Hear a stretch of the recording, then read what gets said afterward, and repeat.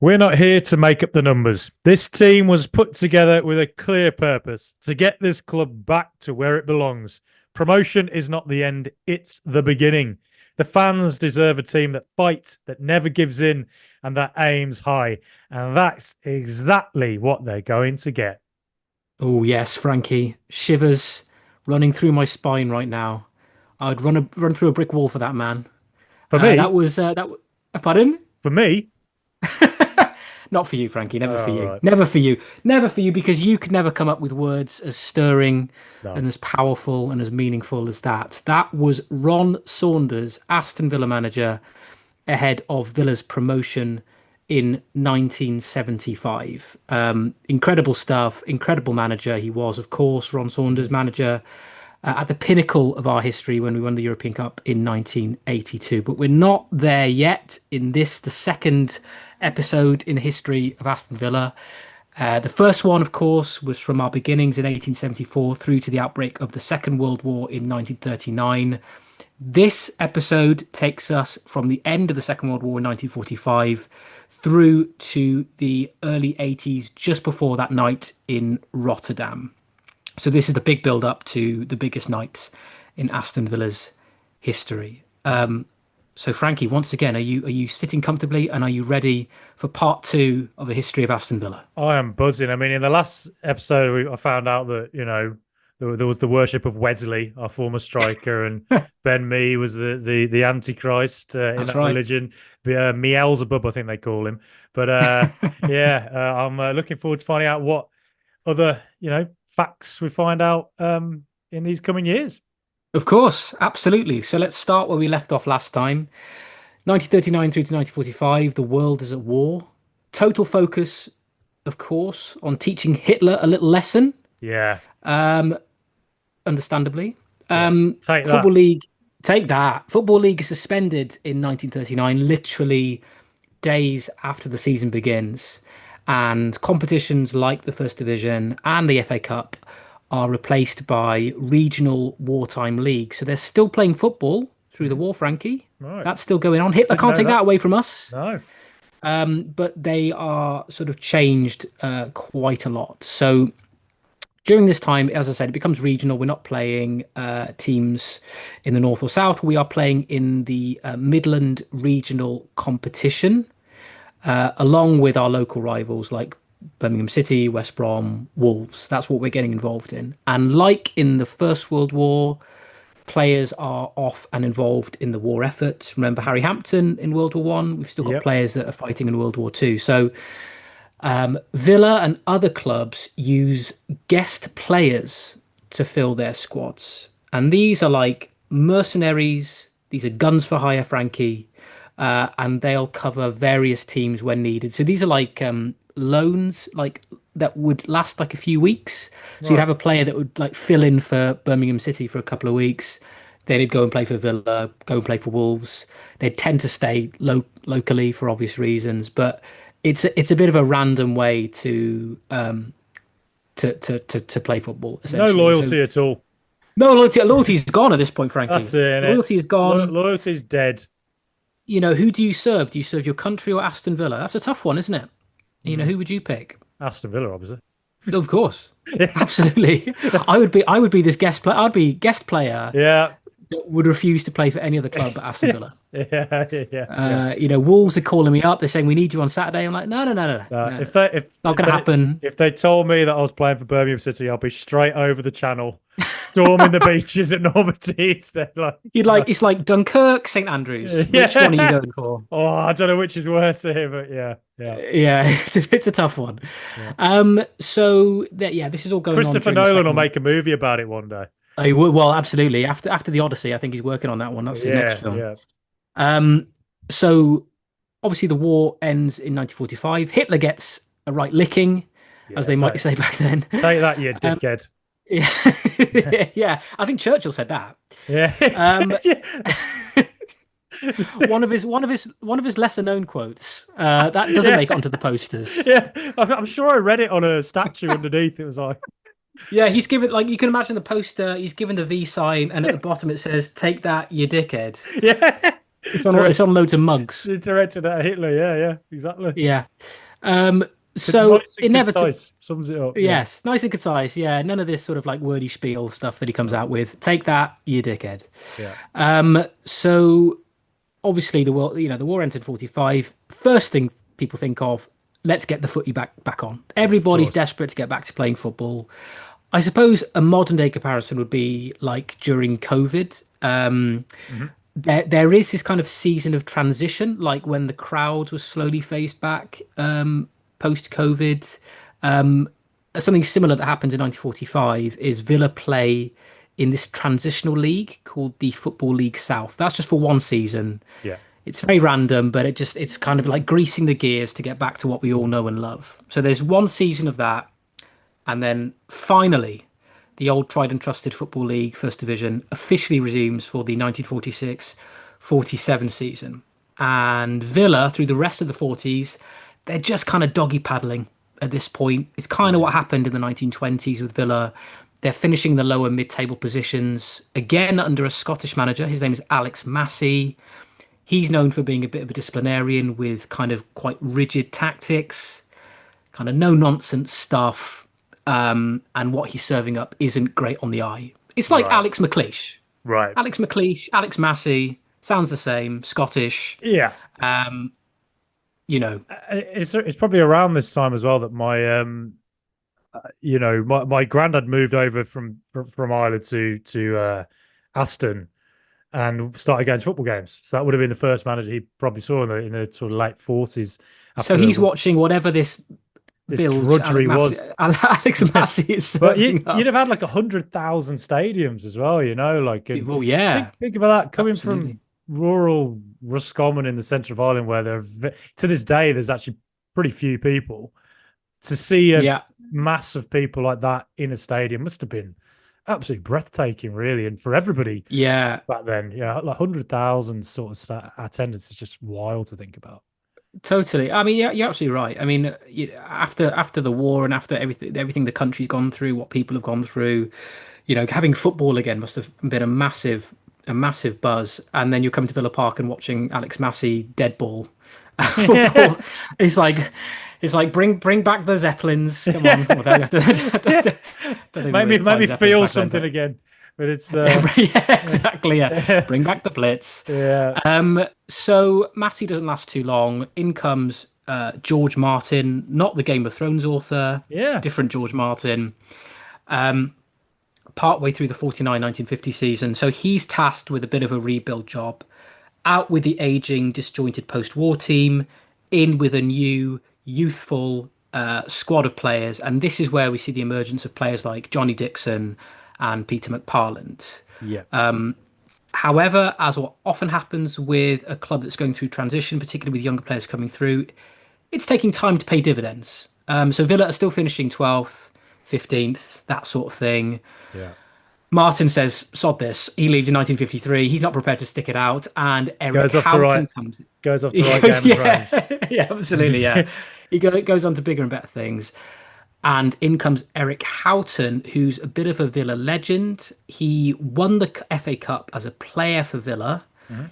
And he also, as a player, well, in his younger days, played first-class county cricket for Warwickshire, which Wow. seemed to be not a common thing, but something that people in the like 1910s, Mm, 1920s kind of did. If they were good sportsmen, yeah. they would sort of tend to play for two It's a different it's a sports. surprisingly common thing. Even to this day, you've got like recent professional footballers who could have been. Was it Gary Lineker was the captain of Leicestershire Youth or something like cricket, and then you had Yeah, and Is I it? think I think Gary Neville or Phil Neville, and maybe both of them could have played Yeah. county cricket for There's a famous Lancashire, picture maybe. of Gary Neville with a bat standing next to Matty Hayden, who went on to become this, iconic Australian batsman, and the two of them played Yeah. together.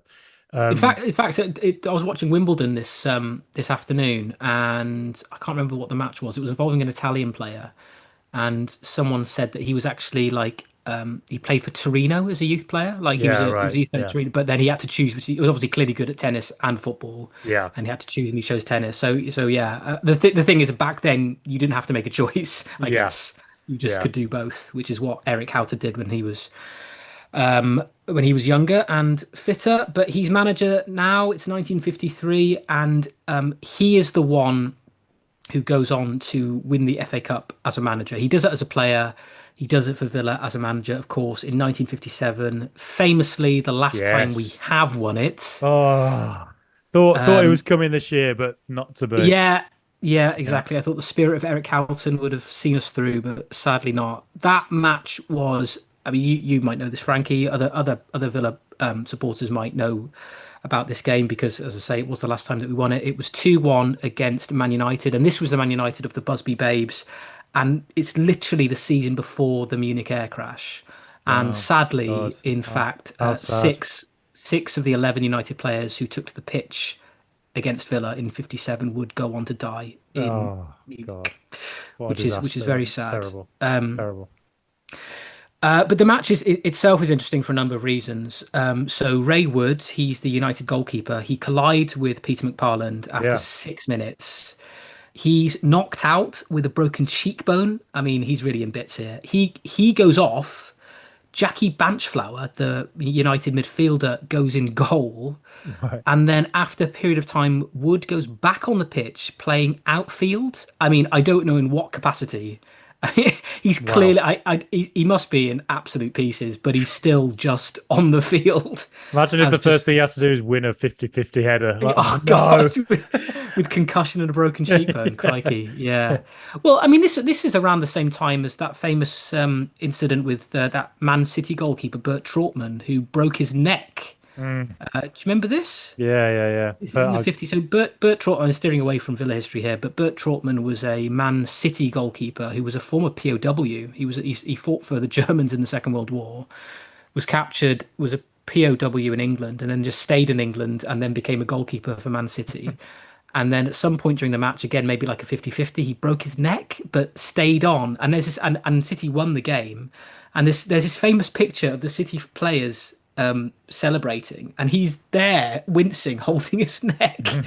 Incredible stuff. wow. They were tough as old boots back then, Frankie, clearly. But yeah, McParland, he's had an eventful game. He scores both goals in the 2-1 win, and he's actually the last surviving member of that match until his death earlier this year, when he was 91 years old. Mm. So there we are, another FA Cup in the bag, Frankie. That's A our lovely seventh kit as in well. Lovely, total. Lovely, lovely lovely kit. kit. It was that season's a lovely kit. It was a But lovely our kit. seventh FA Cup in total.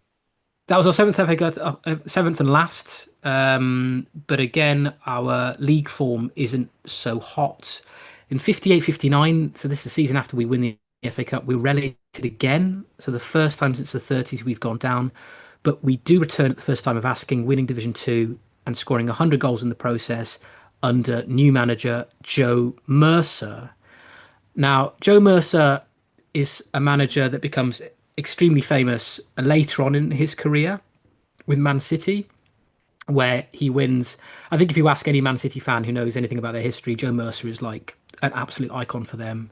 He wins Division 2, Division 1, the League Cup, and the FA Cup in quite a short space of time for Man City when he's there.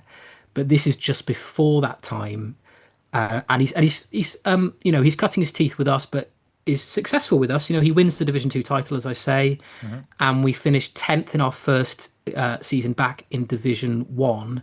And we also win the first ever League Cup under him in 1961, beating Rotherham United 3-2 over two legs. So he's probably the beneficiary of this young team that's been coming through really Yeah. since the early 1950s. So he's kind of given the credit for that. He's seen as like a visionary of this team. They play really exciting football, and they're actually referred to as the Mercer Miners, I guess, following kind of the naming of the Man United team of the Busby same era, the Babes. Busby Yeah, Babes. yeah. These are the Mercer Miners. It's hard to say that, isn't it? The Mercer Mercer Miners. Miners, which sounds like a car actually, but Yeah. the league form dips though. In 1964, we finish 19th. Mercer is in quite poor health at this time. He has a Mm. stroke. And then that combined with our poor form means that he leaves the club in 1964. But then obviously goes on to do good things with Man City. So we've reached the late 60s here. And Frankie, I'm sorry to say, we basically implode yet again. Yeah. And this time worse than before. Iconic players like McPartland are leaving and they're not really being replaced. We're relegated to Division 2 again in 1966, and Yeah. instead of going straight back up like we did under Joe Mercer or even consolidating, we completely bomb. We get worse, Yeah. and we're relegated again in 1969. This is not the summer of love. This is a summer of No. pain. No. Um, Not a single Villa fan could bring themselves to watch the moon landing in 1969. Just too yeah, too depressed. yeah. Down the pub. Yeah. Um, Humanity is reaching for the stars. Villa are sinking to the depths. Plumbing the depths. It is not a good time to be an Aston Villa fan. So Villa are now in the third division for this the this is a, first time this in is their the history. dark. I think this is the darkest era in Villa's history. I think this This is the period of darkest. time to go I down mean, to league to division the old Division 3. That's just it's shocking. it's shocking. I mean, objectively, it is because we've never been that low again. I No. mean, touch wood, it doesn't happen again. We sort of flirted slightly with it in that first season back in the Championship under Di Matteo, I guess, but not really. But yeah, this is as bad as it gets in our entire Yeah. history. This is bad. So in the third division, it's all kicking off. There's internal fighting in the boardroom that becomes public. It's a huge mess publicly. The club is losing money. Attendances are falling off a cliff. But in 1970, Frankie, a young, ambitious chairman with a vision and a tight wallet, enters the picture, and his name is Doug Ellis. Deadly Doug. Deadly Here he Doug is. enters the picture to When save us from ourselves. is like in Lord of the Rings when Gandalf says, "Look to the east," is it, or look up, and Yeah, Aragorn looks up, and there he is, Deadly Doug, Deadly top of his Doug. horse. And the Rohirrim. It won't be a horse; it'll be a donkey because the horse is too expensive. So Horse it's is just, too pricey. Yeah, the upkeep of horse is too and all, pricey. Yeah, all yeah. the riders are rowing are on bloody donkeys. They're like, could you not have called us a fucking horse? We're going to charge us some orcs here. Yeah, and the Orcs are like, Notts County, Rotherham United, Carlisle United, yeah. Division 3. That's the Yeah, Orcs. your general blues fan, it's Your general blues. but like Yeah. it's the 60s, all that like Summer of Love, maybe the Beatles were just too good. We just got distracted. The players were just Yeah, I think just so. so I don't into know. it. Yeah, I think maybe they were just like really into psychedelics, all the Yeah, players, and they that's just it. didn't know where they were, what they were playing, who the opponent was. But Did not have a clue. the Beatles, that England won the World Cup, it was just too distracting at the time. Like, I Yeah. couldn't live with it really. It's amazing to think that if you were a Villa fan, you were living through all that exciting time in society, but then you'd go to see Villa on a Saturday and be hugely disappointed. Absolutely Like garbage. like the the contrast between the two. Like I said, we're only good when the world is going to pieces. Yeah, yeah. Ah, That's basically we're that's with a basically it. dominant team in world football, are we? Well, here comes World War One, fellas. It's like, oh, looks like things are improving, does it? World War Two's on the way.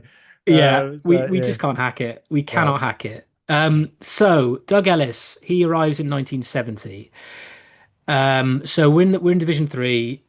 Vic Crow is Yes, manager. Vic Crow. He Yep. he played for Villa in the 50s and 60s. He actually missed out on the 57 Cup final with an injury, but he captained the League Cup winning side in 61, the Rotherham United win. So he's like a bit of a fan favorite, I suppose. He steadies the ship, which is much needed.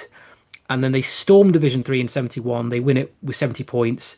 And this brings the fans back big time. Apparently more than 48,000 saw them beat Bournemouth, Right. which was, and I'm assuming still is, a third division attendance record, or I guess League One now attendance record. 48,000 A lot. for a League It's a lot. game. Might not be a record, but it's got to be up there. It's got to be up there. Yeah. It's got to be up there. A more diligent historian would double check that, but Yes, I am not that. I would put a bet on something on like Charlton. I feel like Charlton used to get like 80,000 at the Valley. I'm sure, Right, okay. and then maybe they were down there at some point. But yeah, Yeah. should- 48,000. I mean, nothing to be sniffed at against Bournemouth. Yeah. And they certainly were the Bournemouth of nowadays. So that's great. And we also start to see the emergence of key players like Brian Little and Chris Nichol. yeah, legends. So things again, it's starting to turn again. Football is, it's ups and downs, and we are starting to enter an upward trajectory now after reaching the absolute bottom of the barrel. So We miss out on back-to-back promotion, unfortunately, and Crow is sacked the following year when we finish 14th in Division 2. There's now obviously lots of pressure to get us back up to the big time ASAP. So the man they bring in to do that is, we heard from him at the start of the show, friend of the show, Ron Saunders. Yeah. And Frankie, instant impact. Bang. His first season, we finished second, promotion secured, and we win the League Cup, beating Norwich 1-0. Amazing. So Amazing. Saunders and Villa, we are like hand in glove. This is a match made in heaven. We're doing bits. So by the tail end of the 1970s now, we're really starting to establish ourselves again as a solid Division 1 team. Brian Little is now our established striker. He's scoring tons of goals. And we are building this team now. Dennis Mortimer arrives from Coventry. We win the League Cup again in 1977 against Everton. And I think that's the only one to require a second replay to decide the winner. So that's over the course of 3 games. We win that League Cup. It also means we're the first team to win a hat-trick of League Cups. And who should play in all 3 of those games, Frankie? A relative of mine. A relative of yours. Yeah. The uncle of all Villanofilas' favourite son, Frankie Maguire, John Dean. He plays in all 3 of those games. A very proud moment for the Dean and Maguire family, I am sure. Oh, for sure. Absolutely. It was incredible. I'm going to re-release the episode I did interviewing him a couple of years ago, where he talks at length about that. And there's a really funny description of how it was extra time, I think, at Old Trafford when Brian Little made it 3-2. And he said that's right. He'd been told he was going to take the first penalty if it goes to a penalty shootout. And he said he's never celebrated a goal as much as that in his life again. Brian Little scored that goal because he was like, thank God I'd have to take that penalty. Yeah. Sod taking that penalty. Yeah. Oh, fair play to Brian Little then for doing what he needed to do. But that's what Brian Little did in the 70s. So, as I say, all this is going on while we're consolidating our league position. So we're winning cups, something we haven't done for a long time. But we're also, not only that, it's not like 57 where we won a cup and then we're struggling in the league. We're kind of doing both. We're consolidating our league position and winning cups. Yeah. So we finish 8th, 7th. That's all good because what that stability means is that we're allowed to build a team which would go on to achieve the greatest moment in Aston Villa history. So even though sadly injuries curtail Brian Little's Villa career, what we are doing is bringing in and bringing through the likes of Ken McNaught, Alan Evans, Gary Shaw, Des Bremner, Tony Morley. Names which will all live in infamy, and players that made Villa a well-drilled, talented side full of confidence and potential to take on Europe. It was a very brave call from Ron Saunders as well. You know, he had Andy Gray there up front, who was one of the greatest strikers in the club's history, one of the best strikers you'll have ever seen in English football, and sold him 1979 and brought in Peter With, and that's right. Very daring. And you know, it's one of them things where you compare him to Alex Ferguson in a way. Alex Ferguson at certain points sold players when you wouldn't have expected him to, and more often than not tended to get proven right with it. You know, had Andy Gray or my uncle left as well in 1979, had they stayed, I'm certain Villa would have still carried on to have all this kind of success because, you know, there were top players, but I think just bringing Peter With probably changed the style of the team and led Villa to great heights and glory. And I think, you know, you look at Aston Villa's history and how Villa have, compared to Liverpool and Man United in particular, I think we've kind of struggled to find those talismanic managers who transformed the club. You know, like Liverpool and Man United have had various versions of it. United maybe just Ferguson and Busby, but they were there for long periods. And then with Liverpool, you've had, you know, Shankly, Paisley, Dalglish himself. You've had Klopp and now potentially Slot. Villa have struggled for a long time to find that. Hopefully we found that in Emery. But I think Ron Saunders, you know, George Ramsey in the very early days, Jimmy Hogan, you could argue. But you'd have to say Ron Saunders is probably, outside of George Ramsey, the closest thing we've had to that. And he was that really because, you know, because of him, we went on and reached the very pinnacle of European football.